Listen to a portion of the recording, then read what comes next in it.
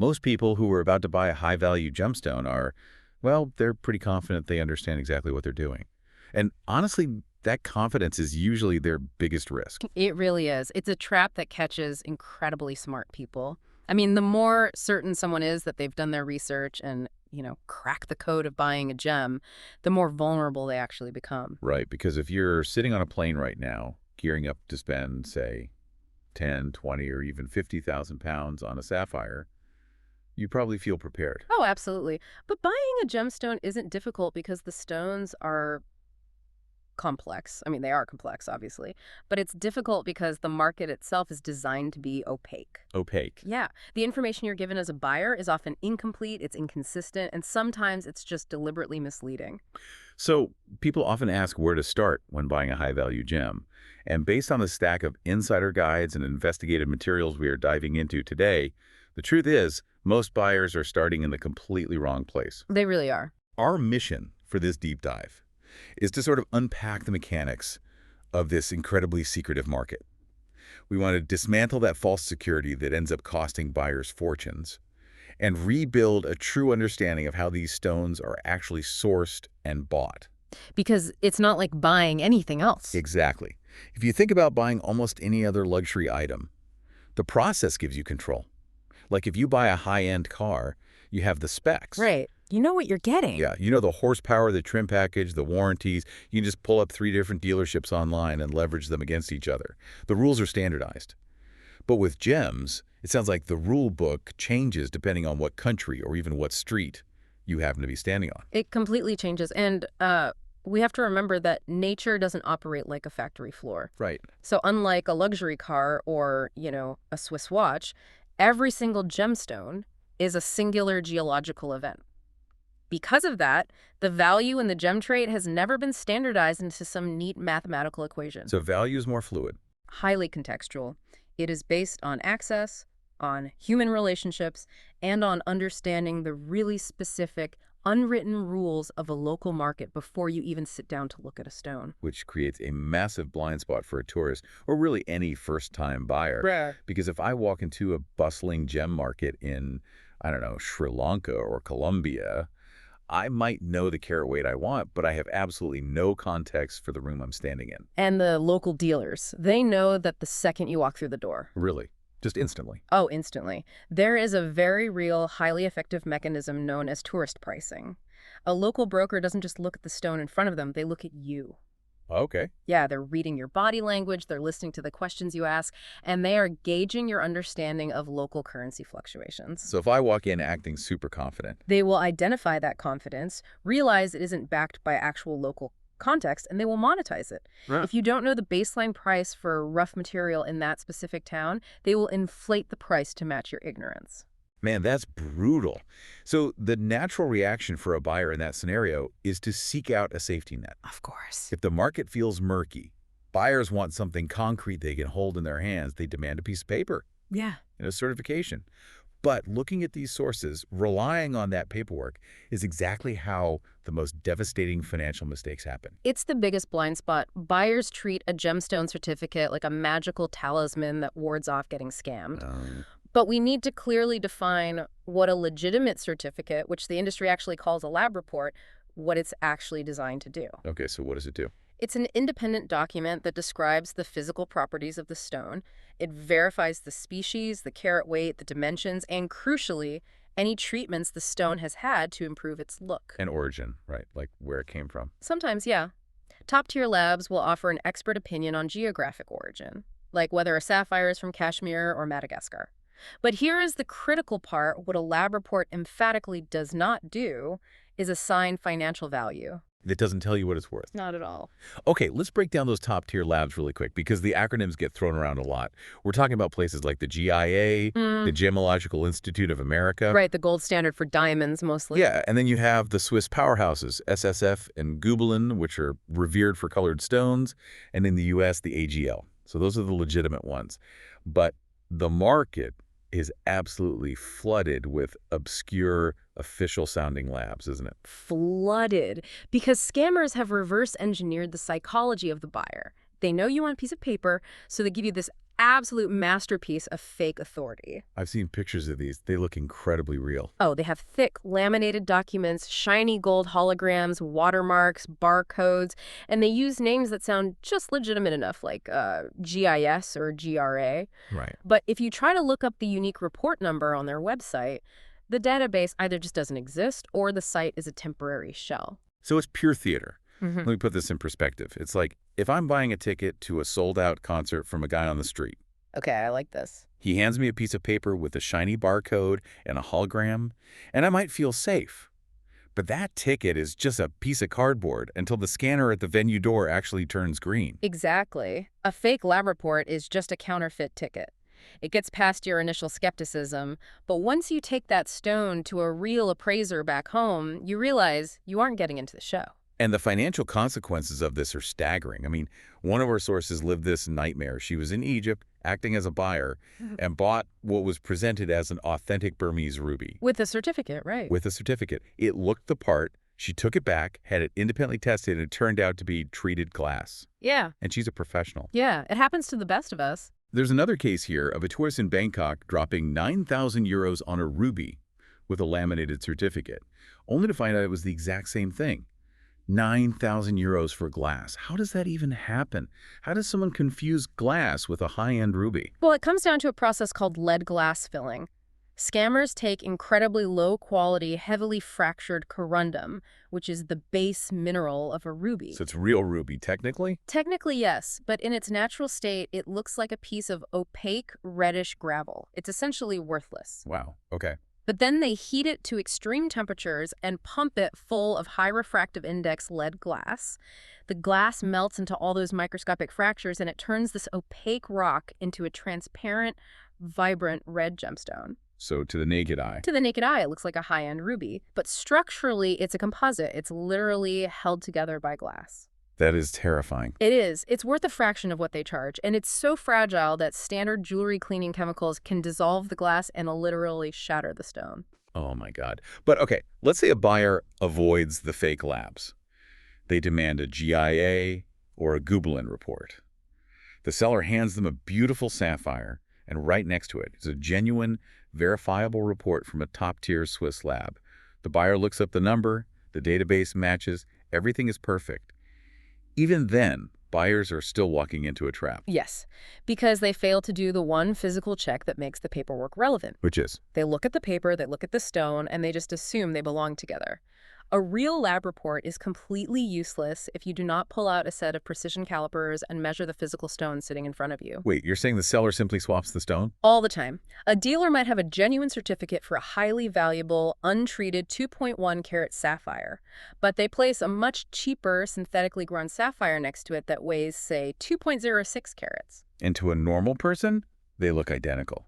Exactly. Sitting in a dimly lit shop, you can't tell the difference. If you don't physically measure the length, width, and depth down to the 100th of a millimeter and weigh it on a calibrated scale to ensure it matches the report. You're buying a decoy. You're buying a very expensive decoy. They have to literally audit the stone against its own paperwork. Mm-hmm. And even the language on the paperwork can be a minefield, right? Like, if a report uses phrases like standard processes observed, that's bad. That is a massive red flag. You want to see definitive industry standard language, like no indications of heating. So vague terminology gives them cover. Exactly. Vague language is the ultimate tell. A reputable lab stakes its entire global reputation on clarity.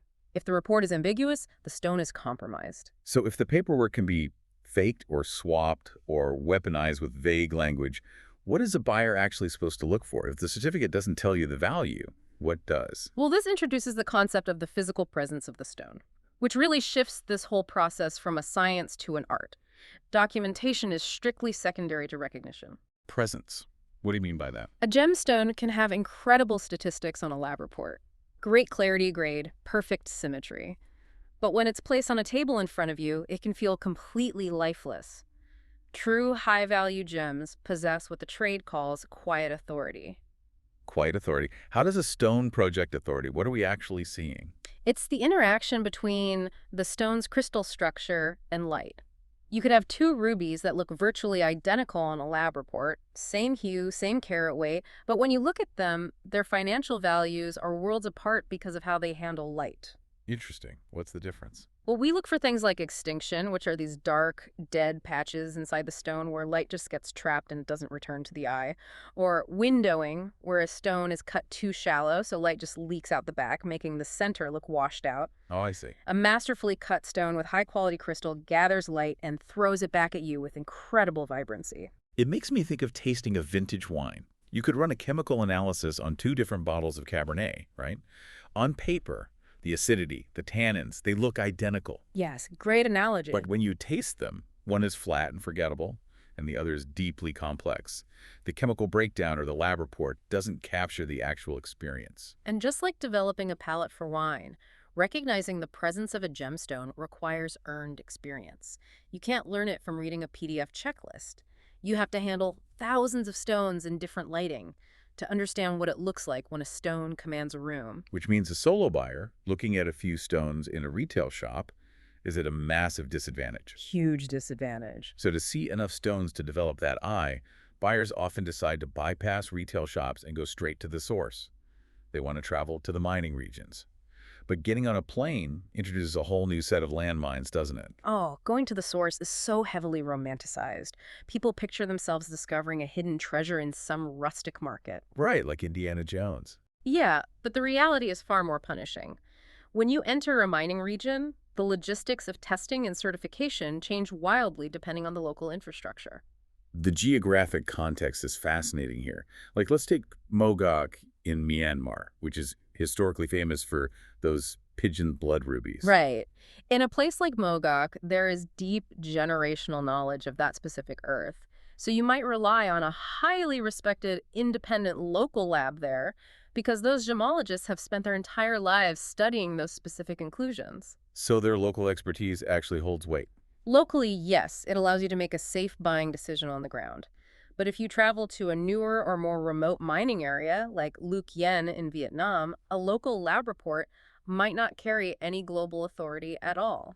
So if you find an amazing stone there, You can't just buy it and assume the world will respect the local paperwork. You might have to physically arrange for that stone to be exported to a major hub like Bangkok or Geneva just to get a recognized certification. and exporting a high-value stone isn't like mailing a postcard. You're dealing with complex international customs laws. You have to secure specialized transit insurance, navigate border regulations. You even have to understand the specific durability of the mineral you just bought. If you successfully smuggle a fragile stone home in your luggage, only to have it chip a month later because you didn't understand its cleavage planes, your investment is ruined. The logistics sound exhausting. Yep. And layered on top of all of that is the modern demand for ethical sourcing. Buyers want that ethically sourced label. But this is a complex conversation, right? It's not just a sticker you slap on a box. But definitely not a sticker. It requires asking hard questions about the supply chain. Who extracted this?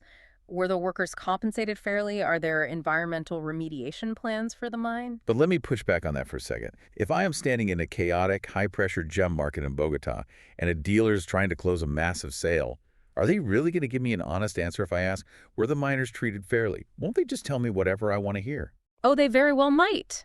But you aren't asking the question because you expect a legally binding, perfectly transparent answer. Why ask it then? You ask the question because it fundamentally changes the dynamic of the negotiation. It acts as a filter. Oh, I see. Yeah, a casual tourist doesn't ask about supply chain mechanics or environmental remediation.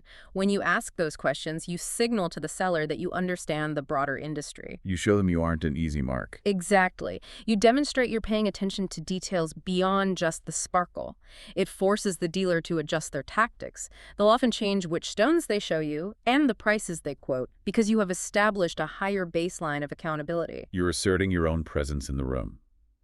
Which brings us to the most crucial realization for anyone trying to navigate this space. We started out thinking we just needed to learn how to pick a pretty rock. But the reality is we are trying to infiltrate a highly sophisticated, deeply insulated global network. Yes.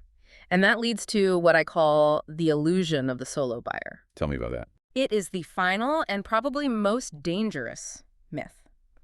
Buyers believe that with enough internet research, they can just fly to a gem hub, walk into a dealer's office completely alone and negotiate a master-level deal. Right.